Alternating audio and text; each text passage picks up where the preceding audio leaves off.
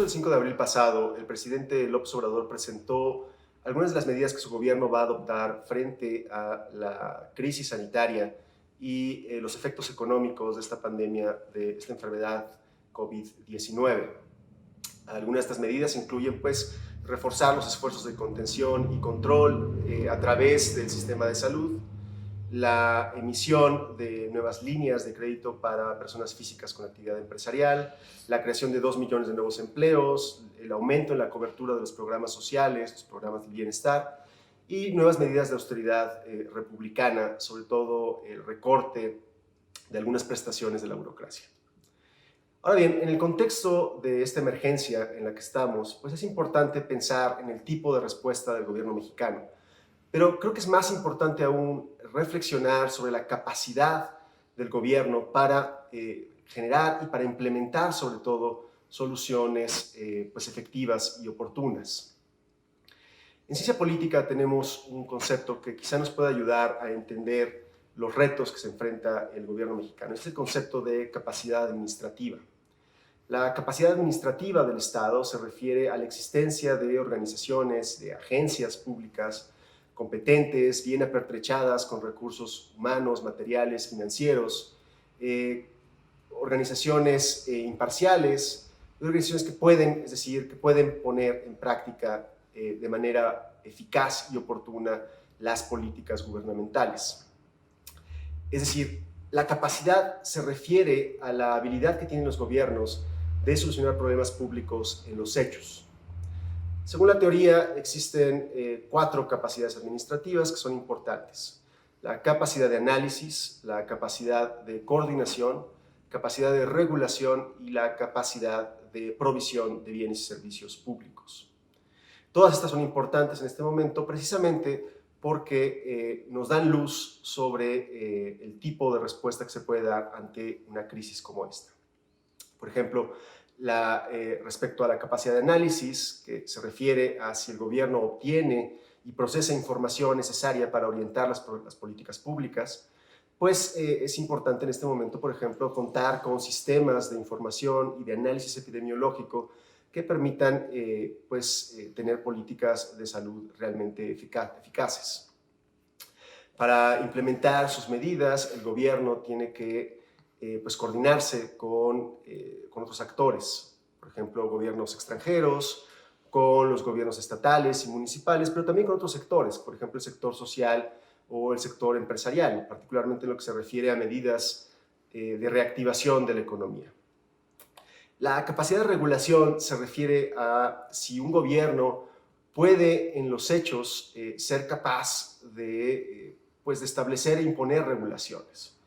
Por ejemplo, en el contexto de una contingencia como esta, que requiere de restringir la movilidad de las personas, por ejemplo, a través de una cuarentena general, pues es muy importante preguntarse si el gobierno, a través de sus cuerpos de seguridad, por ejemplo, la policía, el ejército, etcétera, tiene la capacidad de hacer que la gente realmente se quede en sus casas. Y por último, la capacidad de provisión se refiere a si los gobiernos son capaces de ofrecer bienes y servicios a sus ciudadanos. Por ejemplo, servicios de atención médica, pero también el acceso a créditos o apoyos, particularmente para aquellas personas, aquellos segmentos poblacionales que se encuentran en una posición más vulnerable. Actuar para reforzar las capacidades administrativas del Estado es central en estos momentos. Y particularmente frente a los retos que se prevén en el futuro próximo. Sabemos que gobiernos con mayor capacidad pueden actuar de manera más rápida y efectiva frente a emergencias y desastres.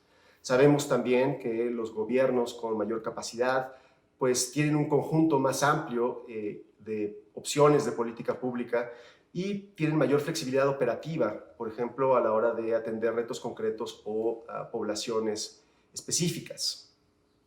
También sabemos que los gobiernos con mayor capacidad tienen más herramientas para hacer cumplir sus reglas, sus regulaciones. En el caso de México, me temo que enfrentamos un problema de capacidad administrativa limitada. Y esto es preocupante en estos momentos pues por al menos 3 razones. Primero, porque la capacidad preexistente en pues infraestructura, medicamentos, personal, en capacidad de atención, pues es limitada. México, por ejemplo, es el país de la OCDE con menor número de camas de hospital y de respiradores. También el personal médico, particularmente en el sector de salud público, pues está operando ya en condiciones de escasez y con salarios y prestaciones pues ya muy castigadas. Segundo, nos debe de preocupar esto también porque las circunstancias económicas que ya veníamos arrastrando y que ahora se recrudecen a raíz de la pandemia, pues imponen restricciones muy importantes para los tomadores de decisiones. Tenemos una hacienda pública debilitada, entre otras razones por la caída en los precios del petróleo, la depreciación del peso, y el gobierno se ha mostrado muy renuente a expandir el gasto público mediante la deuda. Una tercera razón por la cual la limitada capacidad del Estado es preocupante es por la política de austeridad del gobierno actual, que ha implicado la reducción de salarios y de estructuras gubernamentales, y de esta manera quizá ha potencialmente reducido aún más la ya débil capacidad administrativa del Estado mexicano. Una cosa es declarar soluciones en los discursos y otra cosa es llevarlas a cabo en los hechos. Con base en la evidencia que tenemos, si el gobierno mexicano realmente quiere hacer frente a la pandemia de manera creíble y sobre todo eficaz, debe invertir en sus capacidades de análisis, de coordinación, de regulación y de provisión de bienes y servicios públicos. Es decir, a la par de las medidas de contención y de atención que ya se han anunciado y las que se tengan que anunciar, debe haber una política de inversión en las organizaciones, herramientas y funcionarios del gobierno.